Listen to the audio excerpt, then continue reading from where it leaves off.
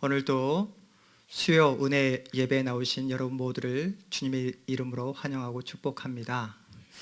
특별히 우리는 이번 한 주간을 예수 그리스도의 십자가 고난을 묵상하며 고난 주간으로 보내고 있습니다.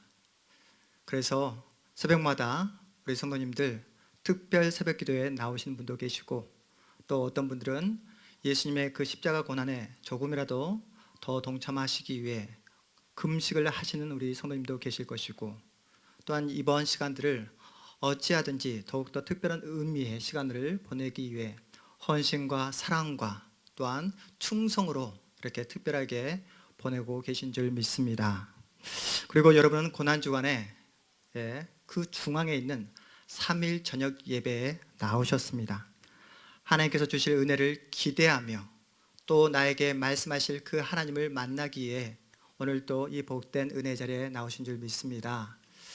하나님께서 여러분을 만나 주실 것이고 여러분의 꼭 필요한 말씀을 이 시간 허락해 주실 줄 믿습니다.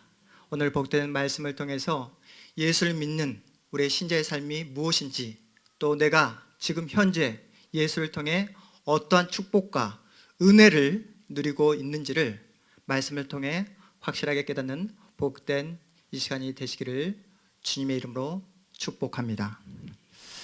며칠 전이었죠. 4월 9일 날 국민 엄마 캐릭터로 왕성하게 연기 활동을 하셨던 김영애 씨가 별세하셨습니다.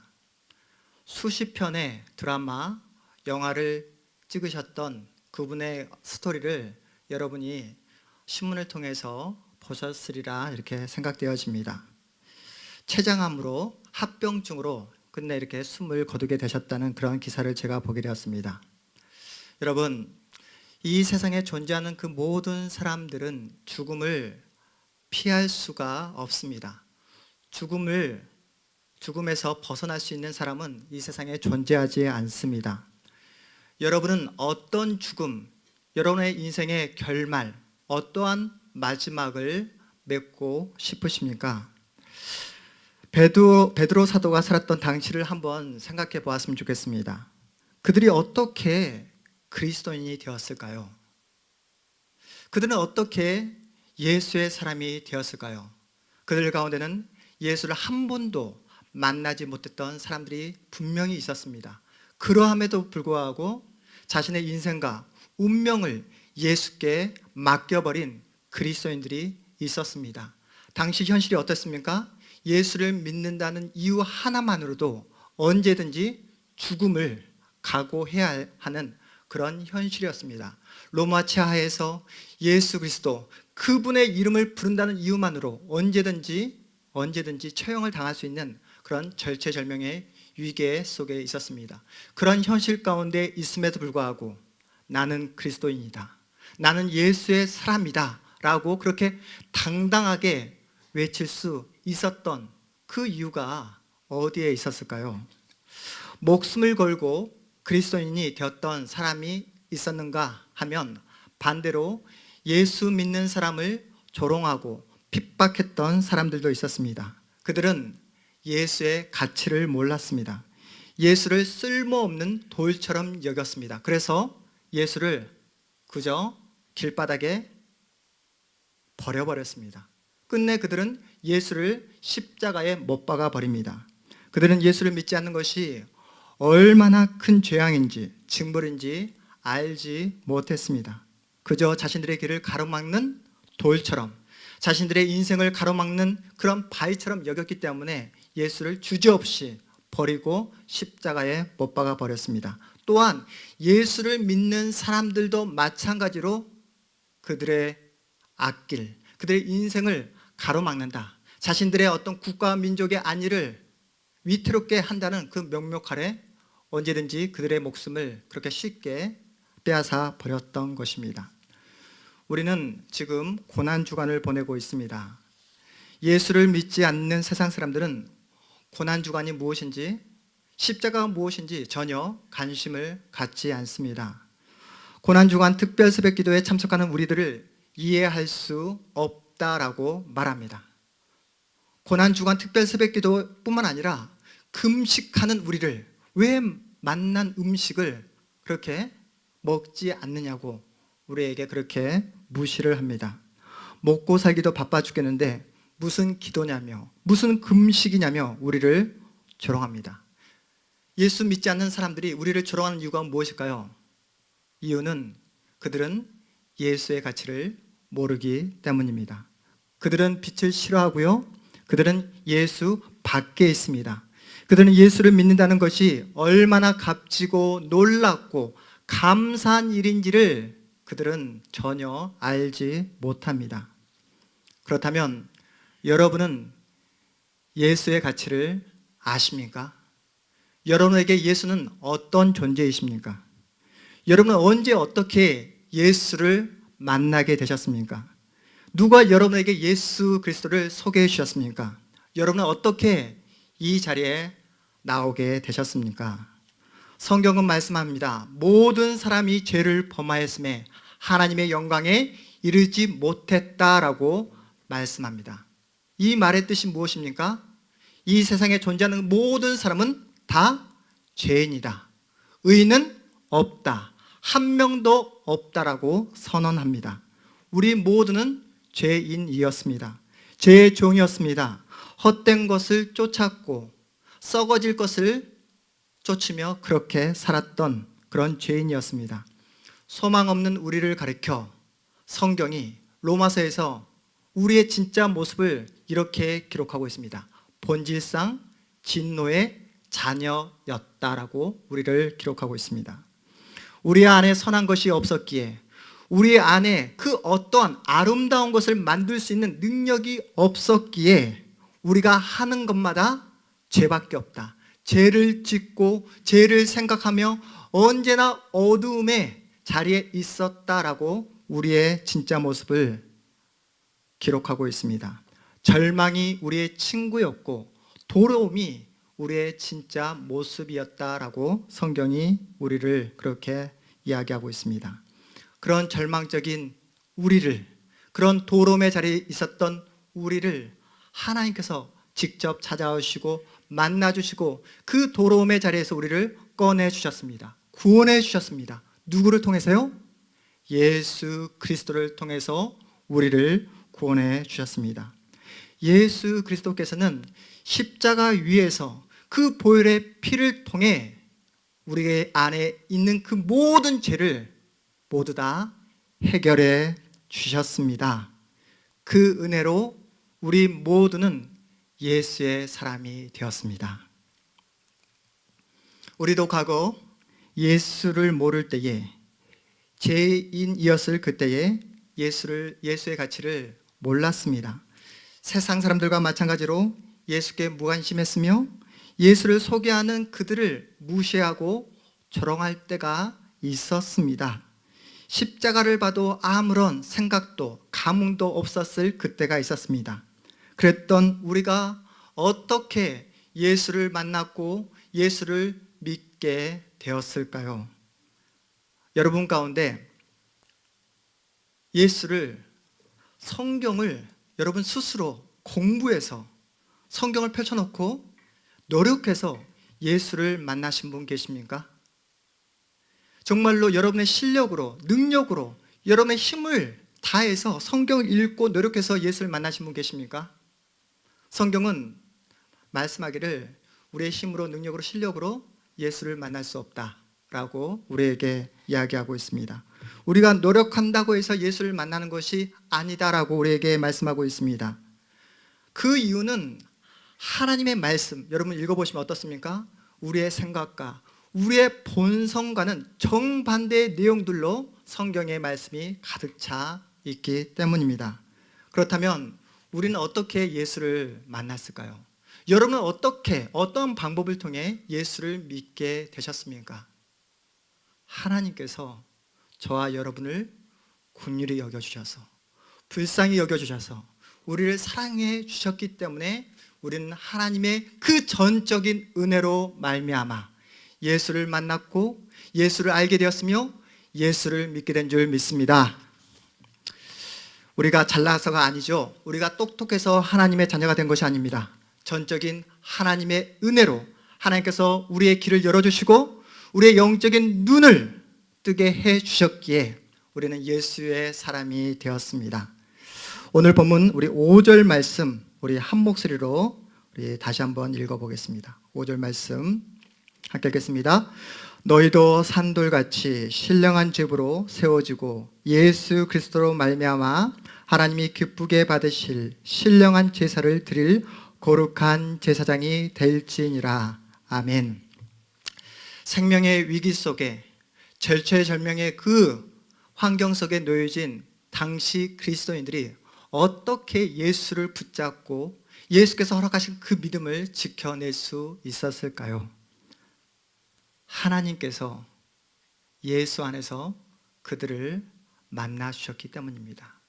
하나님께서 예수와 그들의 인생과 운명을 묶어 주셨기 때문에 그들은 하나님의 은혜를 통해 예수를 만나게 되었고 예수를 붙잡게 되었으며 하나님께서 허락하신 그 믿음을 끝내 지켜낼 수 있었습니다.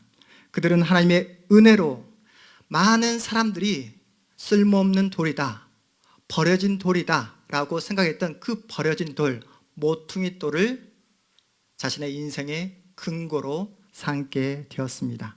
그 예수 그리스도와 함께 한 몸이 되어 신령한 집을 세워가는 영광스러운 인생을 살게 되었습니다. 그 영광스러운 인생이 현실적으로 어떠한 모습으로 나타납니까? 고난으로, 생명의 위협으로, 사람들의 조롱과 무시로 나타났습니다.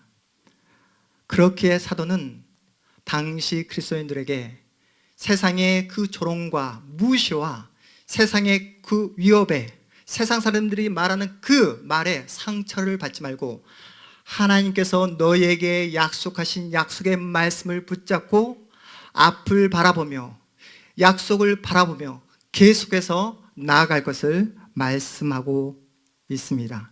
신령한 제사를 드릴 거룩한 제사장이다. 너희들은 이 땅에 그 핍박에 조롱에 반응하며 절망하며 눈물을 흘리며 그렇게 있을 존재가 아니다라고 그렇게 권면하고 있습니다. 우리 본문 그래서 9절 말씀도 우리 다시 한번 읽어보겠습니다. 9절 말씀입니다. 그러나 너희는 택하신 족속이요 왕같은 제사장들이요 거룩한 나라요 그의 소유가 된 백성이니 이는 너희를 어두운 데서 불러내어 그의 기이한 빛에 들어가게 하신 이의 아름다운 덕을 선포하게 하려 하심이라. 아멘. 하나님께서 이 자리에 앉아있는 우리 사랑하는 우리 성도님 한 분 한 분을 어떻게 삼으셨다고요? 하나님의 택하신 족속으로 왕같은 제사장으로 거룩한 나라로 하나님의 소유된 백성으로 삼아 주셨습니다. 무엇을 하라고요? 하나님께서 여러분에게 가지고 계신 목적이 무엇입니까? 하나님의 목적이 이는 너희를 어두운 데서 불러내어 그의 기이한 빛에 들어가게 하신 이의 무엇을 하라고요? 아름다운 덕을 선포하게 하기 위해서라고 여러분에게 말씀하고 계십니다. 여러분은 하나님의 사랑 안에, 하나님의 통치 질서 안에, 하나님의 그 보호와 다스림 속에 들어와 계십니다. 그래서 우리가 무엇을 해야 할까요? 여러분의 삶으로, 여러분의 그 삶의 모든 행동과 인격과 여러분의 태도로 누구를 증명해야 됩니까? 살아계신 하나님을 증명하셔야 합니다. 여러분의 삶의 자리에서 지금도 역사하시고 지금도 일하고 계시는 그 하나님을 여러분의 모든 행동으로, 표정으로 증명해내라 라고 말씀하고 계십니다. 이것이 바로 여러분을 어두운 데서 불러내신 하나님의 뜻이다 라고 성경이 우리에게 선포하고 있습니다. 이에 반해 택함을 받지 못한 세상 사람들은 어두운 세상의 통치와 지배를 받습니다. 지금도 그들은 세상의 법칙, 세상의 질서에 따라 살아가고 있습니다. 그들은 피 터지는 경쟁을 합니다. 수단과 방법을 가리지 않습니다. 내가 승리하기 위해 그 어떠한 사람의 그 위협도 그 수단과 방법을 가리지 않고 이겨내려고 노력을 합니다. 그들의 유일한 목적은 싸워 승리하는 것입니다. 그래서 자신의 이름, 자신을 증명하는 데 목적을 두고 살아가고 있습니다. 하지만 예수 안에 있는 우리들은 그들과는 확연하게 다릅니다. 우리는 우리의 이름을 드러내기 위해 살지 않습니다. 우리 자신을 증명하기 위해 우리는 숨을 쉬지 않습니다. 우리가 살아가는 이유, 우리의 목표가 무엇입니까? 바로 하나님의 아름다운 덕을 선포하기 위해 우리는 살아가고 있다. 그렇게 살아가야 한다라고 성경이 우리에게 말씀하고 있습니다.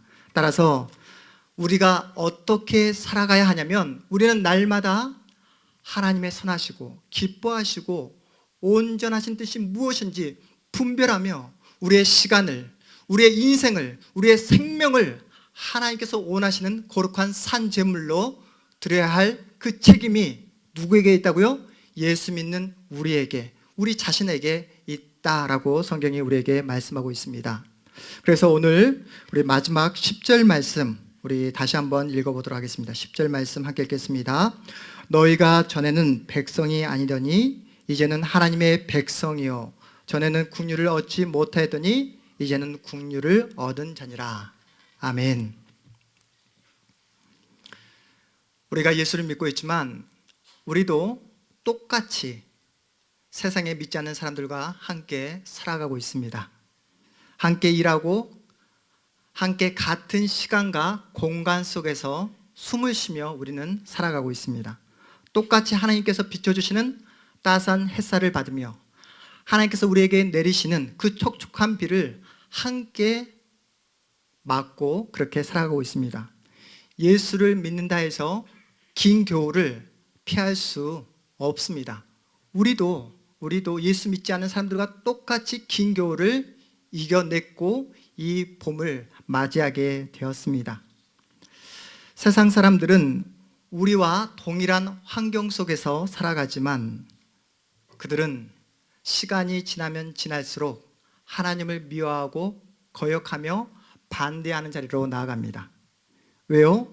그들은 하나님의 통치를 따르는 것이 아니라 세상의 법칙, 세상의 질서를 따르기 때문입니다. 반대로요, 예수 안에 있는 우리들 똑같은 해를 받고 똑같은 비를 받고 똑같은 시간과 공간 속에 살아갑니다. 우리가 예수를 믿고 있음에도 불구하고 우리 또한 예수 믿지 않는 사람들과 같이 똑같이 죄에 넘어질 때 있습니다. 쓰러질 때 있습니다. 그리고 그들과 함께 제약된 자리에 머무를 때가 있습니다. 그런데 우리는 어떻습니까? 그 시간들을 통해 하나님께 더욱더 가까이 나아가게 됩니다. 어떻게요? 하나님께 용서를 구하면서요. 회개를 통해 하나님께 더욱더 깊이 나아가게 됩니다. 하나님께서 여러분의 인생과 운명을 붙잡고 계시기에 여러분이 설령 예수 믿지 않은 사람들과 똑같이 죄에 넘어지고 쓰러진다 하지라도 여러분을 포기하지 않는다. 여러분의 인생을, 여러분의 운명을 끝까지 붙잡고 하나님께서 목표하신 그 영광의 자리까지 나아가신다라고 성경이 우리에게 말씀하고 있습니다. 이것이 바로 오늘 우리가 읽었던 베드로전서 2장 10절 말씀의 정확한 의미입니다. 너희가 전에는 백성이 아니더니 이제는 하나님의 백성이요 전에는 국류를 얻지 못하였더니 이제는 국류를 얻은 자니라. 이 말씀의 확실한 의미입니다. 많은 교육학자들이 환경이 매우 중요하다라고 이야기합니다. 환경 여러분 어떻게 생각하시죠? 환경 너무나 중요합니다. 환경이 인간에게 미치는 영향이 지대하다라고 이야기합니다. 여러분이 한 번쯤은 들어보셨을 17세기 영국의 교육학자 존 로크가 백지설이라는 이론을 이야기합니다. 백지설이 무엇이냐면 인간은 태어날 때 백지와 같은 상태로 태어난다. 흰 도화지와 같은 순수한 상태로 태어난다. 그 흰 도화지처럼 태어난 그 인간이 후천적인 환경, 교육을 어떻게 받느냐에 따라 그 사람의 인생이 얼마든지 바뀌어질 수 있다. 그래서 환경이, 교육이 중요하다라고 이야기를 했습니다. 여러분은 어떻게 생각하십니까? 환경이 인간의 어떤 인생에, 그 어떤 인간의 앞으로의 그 미래에 얼마만큼의 영향을 끼친다고 여러분 생각하십니까? 환경 정말 중요합니다. 환경 무시할 수 없습니다. 그렇다면 상대적으로 나쁜 환경에 태어난 사람은 나쁜 사람이 되고, 좋은 환경, 좀 이렇게 편안한 환경에 태어난 사람은 착하게 살고 훌륭한 사람이 되어집니까, 여러분? 어떻게 생각하시죠? 사실 인간은 인류 역사상 가장 좋은 환경에서, 가장 완벽한 환경에서도 타락을 해버렸습니다. 하나님께서 보시기에 좋았더라 라고 했던 에덴 동산에서 인간은 타락을 합니다. 그때 에덴 동산에는 경쟁도, 시기도, 질투도, 누군가와 싸워 이길 그런 환경이 아니었습니다. 완벽한 환경이었습니다. 그럼에도 불구하고 인간은 좋은 환경에서도 타락을 해버립니다. 환경이 사람의 인생을 좌우하지 않는다는 뜻입니다. 하나님을 믿는 우리들은 환경이 우리의 인생과 우리의 운명을 결정한다고 믿지 않습니다. 제가 듣게 된 이야기인데요. 여러분 독사 아시죠? 뱀 독사. 조서가 같은 하늘 아래에 산대요. 같은 하늘 아래에 사는데 독사가 독이 있다고 해서 무인도에 따로 홀로 떨어져 살지 않는데요. 같은 하늘 아래에서 똑같이 조서와 같이 삶을 살게 되는데, 똑같은 물을 먹는데 독사는 그 물을 통해 독을 만들고, 조서는 똑같은 물을 마시는데 그 물을 통해 생명을 살리는 우유를 만든다라는 이야기를 듣게 되었습니다. 예수를 믿는 사람과 예수를 믿지 않는 사람이 어떻게 다른지, 똑같은 환경 속에 살아가지만 예수 믿는 우리를 하나님께서는 우리에게 생명을 주심으로 우리를 통해 또 다른 생명을 증거하고 또한 전하기를 원하고 계신다라고 이렇게 말씀하고 계십니다. 여러분, 예수 안에 있는 우리들은 환경이 우리의 인생과 운명을 결정하지 않는다라는 사실을 알고 있습니다. 우리의 인생, 우리의 운명 누가 붙잡고 계십니까? 살아계신 하나님께서, 살아계신 우리 주 예수 그리스도께서 여러분의 인생과 운명을 붙잡고 계십니다. 여러분의 인생, 여러분의 운명을 이 세상에 그 누구도 방해하고 막을 자가 없다. 사단이 여러분이 시험하고 넘어뜨릴 수 있겠지만 궁극적으로 여러분의 인생과 운명을 비극으로 이끌지 못한다라고 성경이 우리에게 말씀하고 있습니다. 사랑하는 성도 여러분, 우리가 누구입니까? 성경이 여러분을 어떻게, 여러분의 정체성을 어떻게 표현하고 있습니까? 여러분은 하나님께서 택하신 백성이다. 여러분은 왕 같은 제사장이다. 거룩한 나라다. 하나님의 소유된 백성이다 라고 여러분의 정체성을, 여러분의 신분을, 여러분의 지위를 그렇게 말씀하고 계십니다. 우리는 예수의 사람입니다. 믿으십니까? 여러분은 누구를 가졌습니까? 예수를 가졌습니다. 세상 사람들은 예수를 갖지 못했습니다. 여러분만이 예수를 가졌습니다. 그렇게 예수를 가진 자만이 할 수 있는 넉넉함이 있습니다. 할 수 있는 삶의 모습, 스타일이 있습니다. 그 모습이 어떤 모습일까요? 예수 믿지 않는 사람과 다른 모습, 다른 행동, 다른 말, 다른 표정을 지어야 한다라고 성경이 우리에게 말씀하고 있습니다. 양보하고 손해보고 나를 조롱하고 나를 무시하는 세상을 향해 기도할 수 있는 사람이 바로 이 자리에 앉아있는 여러분이다라고 말씀하고 있습니다. 지금 당장은 손해보는 것 같고, 내가 실패자처럼 느껴지고 내가 하는 그 모든 것들이 무가치한 것처럼 보여질지 모르겠지만 절대 무가치하지 않습니다. 누가 보고 계십니까? 하나님께서 여러분 모습 하나하나를 보고 계십니다. 하나님께서 여러분과 함께 일하고 계십니다.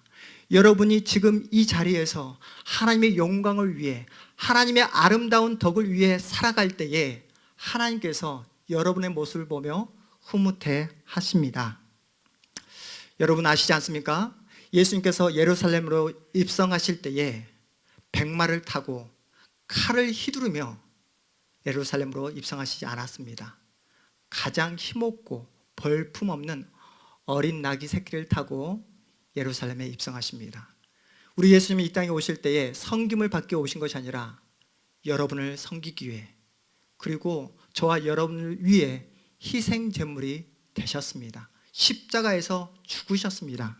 그리고 갈보리 십자가 위에서 정말로 아무런 힘없이 무력하게 죽어버리신 그 예수 그리스도께서 이 자리에 앉아있는 여러분 한 분 한 분에게 그 십자가의 자리, 힘없이 죽어버리는 그 자리로 저와 여러분을 초대하고 있습니다. 세상은 우리를 가만두지 않을 것입니다. 십자가의 길을 걸어가는 우리를 시험할 것이며 계속해서 우리에게 도전할 것입니다. 그렇게 조롱만 받지 말고, 그렇게 무시만 받지 말고, 너도 더 힘을 가지라고, 더 능력을 가지라고, 더 많은 것을 소유해서 너도 칼을 휘두르라고, 모든 것을 다 소유해서 너 혼자만 독차지하라고 우리에게 계속해서 도전하고 시험할 것입니다. 여러분, 세상의 시험, 세상의 도전 앞에 여러분은 어떻게 살아가시겠습니까? 다시 예수를 몰랐던 그 본질상 진노의 자녀, 죄의 종으로 살아가시겠습니까? 나의 혈기를 드러내며 내 이름과 내 자존심을 증명해 보이기 위해 또다시 예수 그리스도를 십자가에 못 박는 그러한 비참한 자리로 나아가시겠습니까? 우리는 예수의 사람이며 우리는 예수 안에 있습니다. 예수 안에 있는 자만이 누릴 수 있는, 또한 가질 수 있는 넉넉함이 여러분에게 있습니다. 세상에는 없고 세상에는 그런 넉넉함이 없습니다.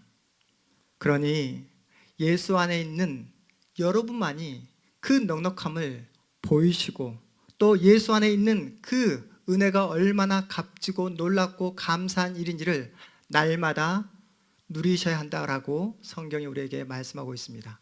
이 은혜를 여러분이 놓치고 누리시지 못하면 신앙생활이 무척이나 어렵습니다. 역사에 빛나는 교회 출석을 한다 할지라도 이 은혜, 이 감사를 놓치게 되면 신앙이, 믿음이 자라나질 않습니다. 그리고 한 발을 세상에 담그고 한 발을 그 예수께 담그며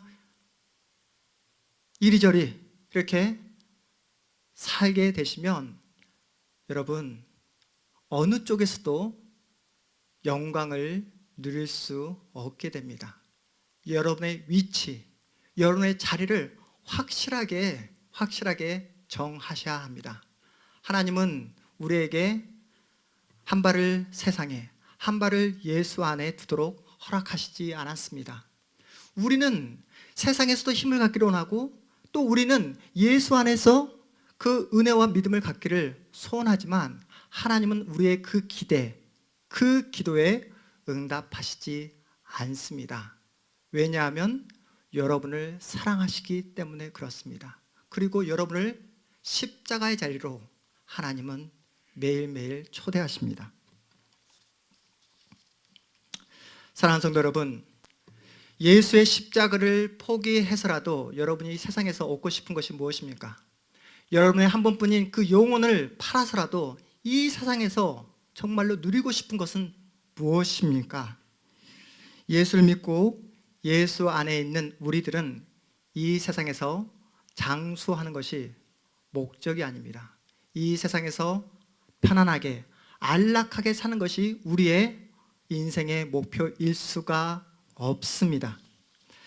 앞에서 잠시 소개해드린 고 김영애 배우 있지 않습니까? 그분의 기사를 읽어보니까 췌장암에 걸렸음에도 불구하고, 그렇게 투병 중에 있었음에도 불구하고 끝까지 연기 투혼을 보여주었다. 많은 사람들에게 기감이 되었다라는 글을 읽게 되었습니다. 사랑하는 성도 여러분, 여러분의 남은 생에 어디에 여러분의 인생의 투혼을 쏟으며 살아갈 작정이십니까? 예수께 여러분의 그 인생, 남은 생애를 불꽃처럼 태우며 살아가고 싶지는 않으십니까? 하나님께서 원하시고 기뻐하시는 자리에서 하나님의 영광을 위해 여러분 살아가고 싶지 않으십니까? 더 이상 나의 욕심과 나의 자랑과 나의 어떤 편안함을 위해 사는 것이 아니라 예수님께서 여러분에게 초대하신 그 영광의 자리, 십자가의 자리, 남들이 피하고 싶은 자리, 남들이 가고 싶지 않은 그 자리, 여러분이 더 잘 알고 계시리라 믿습니다. 예수를 믿기에 세상과 다른 그 무엇, 다른 행동, 다른 표정, 다른 아내, 다른 남편, 예수를 믿기에 다른 직장인, 그래서 하나님의 그 아름다운 그 덕을 날마다 우리 하나님께서는 선포하기를 원하고 계십니다. 사랑하는 성도 여러분, 우리는 이제 하나님의 부르심을 이제 언젠가는 받게 될 것입니다. 하나님 앞에 서게 될 것입니다. 하나님의 부름을 받아 우리의 본향 천국에 갔을 때에 여러분, 하나님께 어떠한 이야기를 듣고 싶으십니까? 어떠한 말을 그 영광스러운 예수 그리스도로부터 듣기를 원하십니까? 천국에 가보면 하나님의 자녀들이 다 올라가겠죠. 여러분 모두는 다 천국에 가실 것입니다.